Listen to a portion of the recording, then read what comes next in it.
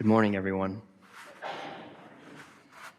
In order to understand Ruth, I want to remind us about the importance of marriage covenants for this passage. Marriage in a biblical context is not centered on the two people getting married alone, but rather on the covenant relationship with God and community. Therefore, it is not solely the responsibility of the two people that are married to encourage and support one another during tough times, but the entire community's responsibility to do so. It is the same reason when we make baptismal vows as a congregation to promise and commit to support the needs of the entire family and raise the children in church together. The problem that Ruth runs into is this. There are specific laws in the Old Testament that are set in place to protect the lives of people after they've been married and become widows. In Ruth's story, we learn in chapter 1 that tragedy has unfolded when Naomi's husband and two sons die. Because Ruth had married one of Naomi's sons that died, both Ruth and Naomi become widows. Therefore, the family line of Naomi's deceased husband, Elimelech, is at stake. And that is a big deal in Jewish times, because it is through the family genealogy that we learn which family of faithfulness do the people belong, how we understand the history of God's care through certain families, and it determines, in certain cases, justifications and beliefs of why God would show favor to one group over another, or at least what they might have thought of at that time. Material possessions like property is usually passed down through the line of men as well. That is why these marriage vows and the laws of God in the Old Testament are so important for protecting widows, especially if the family line of people are threatened. This is exactly what is taking place in Ruth. Now, in the beginning of our passage today in Ruth 2, we get introduced to a man named Boaz. Boaz belongs to the family of Elimelech, the deceased husband of Naomi. For many years, the traditional story I was introduced to was that Ruth and Boaz shared a love story, focusing on how good and faithful Boaz is. With a raise of hands, has anyone else grown up hearing the story of Ruth and Boaz as a love story? I remember growing up in churches where some friends would talk about Boaz as someone to be adored and respected, that he is seen as one of the great examples of a good Christian man in the Bible. And as men, we need to be more like Boaz. There would be women who would joke about dating and marriage and wanting to find their Boaz in the hopes of getting married. But something about that story never sat right with me. Every time I've read Ruth, I found myself getting more and more upset at Boaz. I came to realize that Boaz represents someone different from me. And so today, I'm going to introduce a counter-narrative to that story.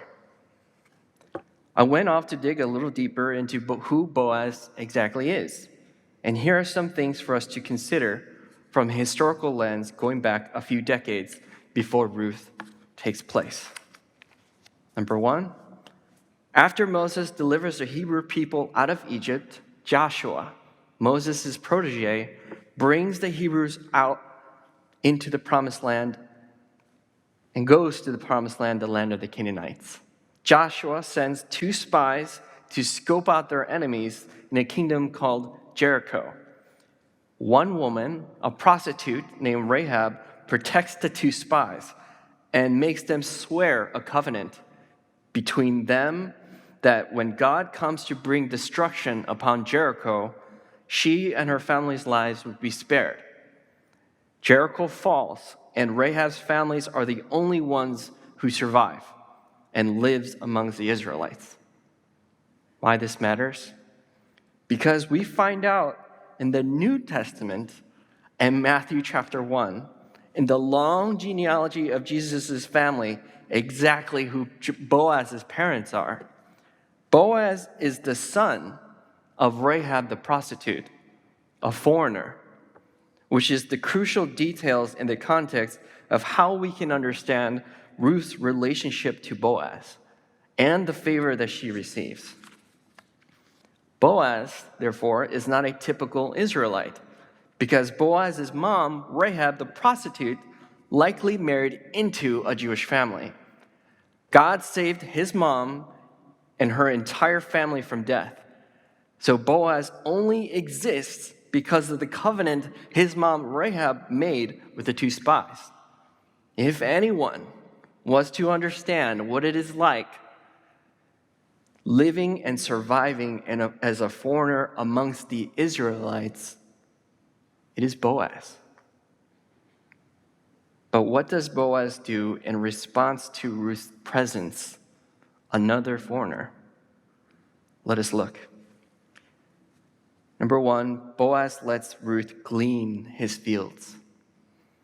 Letting people like Ruth glean the fields of Judah is a God-given right to widows and the poor because God's laws are extended to them to make sure they survive and are cared for. This is what I consider the bare minimum of what the rich, powerful landowners in Judah are called to do. Number two, Boaz provides a meal to Ruth. Let's be clear. Food is not the main reason Ruth and Naomi are there. Food is a means to an end.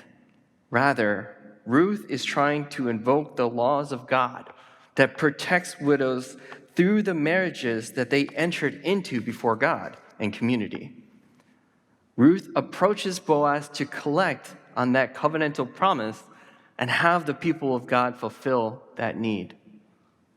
The big challenge, however, is that in these times there are a lot of biblical narratives of people not doing what's right according to the Jewish laws. And there is no guarantee that people will even follow the laws of God as a result. Yet Ruth's needs remain. If the story was about Ruth and Naomi simply needing food, they could have just stayed where they were in Moab. But they came for a different purpose, which is revealed later when Naomi knew exactly who Boaz was and was trying to secure her own family lineage through Ruth's advances to marry Boaz. This is a calculated move. In verse 9, Boaz commands his men to not bother Ruth. The NRSV translation here is not clear enough because the Hebrew word used in a phrase is the phrase that means to not touch a woman sexually. Bothering and sexual assault are two very different charges. From a trauma-informed lens, Ruth and Naomi are grieving after the loss of their husbands. To then be told that the men of the field have been given a command to not sexually touch them is not necessarily reassuring. If I gathered all the men at church before service today and had a conversation to make sure they knew to not touch the women at church, would you find that reassuring or would you be concerned? My first thought is that the main reason people ever give a warning about sexual assault to others is because there is a known problem. In Boaz's fields, he knew to warn his men to not do this, which suggests that the problem of assaulting women is more common in this time for the vulnerable. Naomi actually repeats the same point to Ruth to remain in Boaz's fields later in verse 22 for the same reasons. In verse 10, Ruth bows to Boaz. The word prostrate literally means, from the Oxford Dictionary, as laying oneself flat on the ground, face downward, especially in reverence or submission. This is not a small act. I believe it can be hard to imagine the significance of what Ruth is doing from a white American context because most of us do not live in a culture of regularly bowing to one another. This isn't just about bowing with a gentle head nod either. Scripture is clear that Ruth does a full bow to Boaz with her head to the ground. And the only way for your head to be to the ground is if your knees are to the ground as well. I grew up in a Korean American context where bowing is still significant to this day. Giving a full bow is either done when worshiping God, showing respect to elders, or submitting to someone in extreme power over you to receive favor from this person. Interpreting what Ruth is doing from a lens of power and privilege helps us recognize her extreme vulnerability when she bows, because she's placing her life in Boaz's hands to take care of her and Naomi when she bows. But how does Boaz respond after she bows? He says a lot of fancy words about hoping God would take care of her. As a reader, Boaz's reaction blows my mind because the irony is that Boaz is saying kind words about God's favor, but it can be argued that Ruth is seeking the help from God through Boaz and is trying to make it known by bowing before him. So in my mind, my mind went to Boaz. I'm having trouble understanding what's happening. And I'm wondering if you know exactly what Ruth is seeking and choosing simply to offer food instead. That seems like an insult to injury.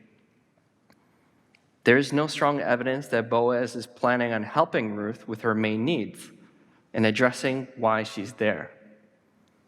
What if Boaz just doesn't know that Ruth is seeking to be married?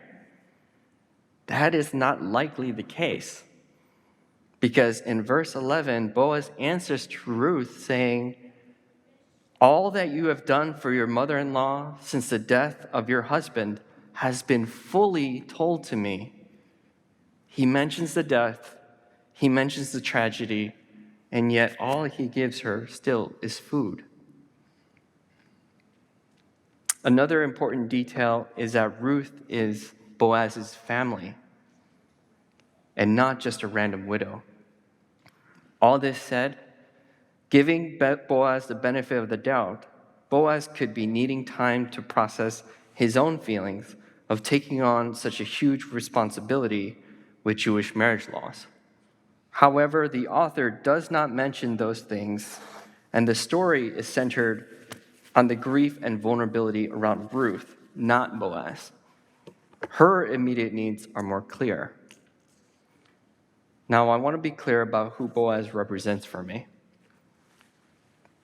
The reason why Boaz makes me angry as a reader is that I recognize that there is a trauma response happening. Boaz is an example of someone who does end up doing the right thing in the end. But those barriers and attempts that Ruth makes to win Boaz's favor and protection could have gone in a way that ended up a lot easier or more difficult. I believe that in our time, most of us know someone in our family, friends, neighbors, or ourselves where injustices have taken place. That the people like Boaz in our life who have power, privilege, land, do the bare minimum for the vulnerable. In the families, in our workplaces, even the big elephant in the room of something the person needs is right in front of our faces. In more serious cases, people have experienced violence and sexual assault and sought the protection of the church. But what often happens is greater hurt by the church for lacking compassion or challenges of ignoring their needs. For the next part, I give a trigger warning to those that may need to step out, and you are welcome to do so. When I was a freshman in college, I had a best friend of 5 years since knowing them, and we were really close. There was always this secret I couldn't share with her, but I always knew that I wanted to. So one day, I finally gathered the courage to disclose that I am a survivor and victim of childhood sexual abuse. Her face turned angry, and she told me she wished that I never shared my story, that my trauma was too traumatizing for her, that she was too hurt by what I shared. This was the first time I opened up about my story to anyone. And I thought about that moment for years, wondering when I would be able to share my story again. Many years have passed since that time. And I believe that there are many of us in this sanctuary today who have your own trauma narratives of grief and loss that you've carried perhaps for a very long time. So today I want to end by sharing a written apology. An apology to you if you've ever been hurt by the church or felt like in your time of vulnerability did not get the love and support that you needed. And that we together as a community of faith can come together again to uphold a new covenant with God. Church, I invite you to close your eyes, intercede in prayer on behalf of your church family. And if you are the one that has experienced injustice of trauma in your life, please simply receive this apology in prayer. I apologize on behalf of the pain and injustices you've endured, for the times your prayers and questions were left unanswered, for unspeakable anger that you hold on to, for the ways that churches and our church specifically have let you down, for the times that your feelings have been invalidated and silenced, how mentioning the word family ends up causing more pain. For those that have experienced deep traumas of sexual abuse, grief, and loss, I want to hold space for you and know that you are seen in the presence of our God. That when you experience and go through is not something you need to wrestle with alone. I'm sorry if you tried to open up and people hurt you. I hope and trust that God provides and embraces you at this time, surrounded by the people in this community.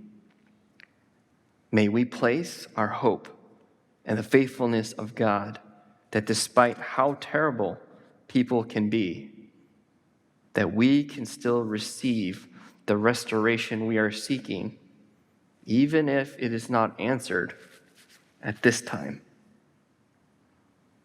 I hope to form a new covenant with you before God, that we would be a church that hears you and supports you in knowing that you are loved fully as you are. May the words of Ruth that were given to Naomi before God strengthen you now. Where you go, I will go. Where you stay, I will stay. Your people will be my people. Your God, my God. Amen.